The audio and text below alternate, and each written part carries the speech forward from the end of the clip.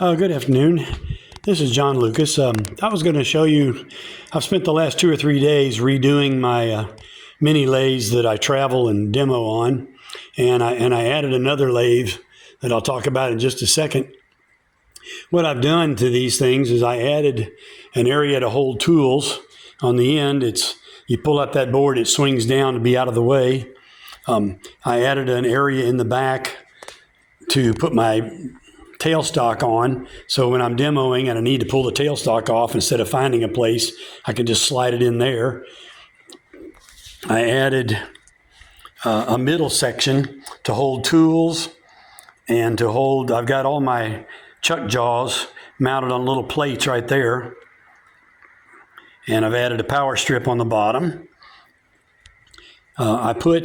I changed my banjo to a one-way banjo, so I now have 1-inch tool posts, so I had to get new tool rests for everything. I changed the spindle to 1 1/4/8. I had Vic at bestwoodtools.com build that device, and it was very complicated, he said, very hard to build. And I used the different chucks. I added a little block of wood on the back to hold different tools. And I modified my modified my hand wheel to take my vacuum chuck bearing. So I just slide the vacuum in there, turn it on, it's ready to go. Very quick to use that way. Of course, my lathe is on rollers. I can lock the wheels. And the whole thing disassembles very quickly to travel. I travel and do demos. So if you're interested in having me come out from Tennessee, I'll be glad to do that. Last year, a friend of mine had to give up wood turning, and he had this lathe, same as my lathe, except that the motor and the controller were bad, and it was ridiculously expensive to replace those.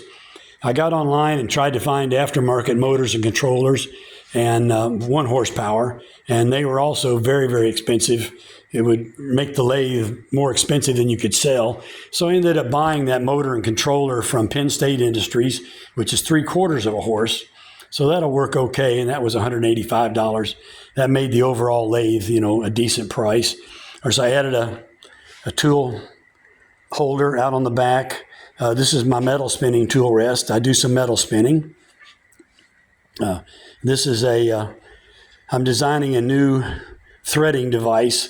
If that works out and I get it working properly, I'll be glad to tell everybody about that one. It was hard adapting that motor to this lathe. The spindle that comes with this lathe is longer than any motor I could find. So fortunately, I have some machine skills, and I added 2.5 inches to that spindle. And I had to modify the plate that holds the motor quite extensively to get it to fit. Attaching the power supply to the back was pretty easy, just took a little bit of modification. So if anybody has any questions on how to do that, give me a call sometime. But be glad to come out and do demos for you. I'm going to use these lathes to teach, so along with my Powermatic that you can kind of see back there. There we go. So if anybody's interested in lessons, give me a call. I've been teaching for a long time. I've been writing articles for about 20 years. I'll be glad to help you with any of your turning problems. So if you're interested, look me up. Thank you.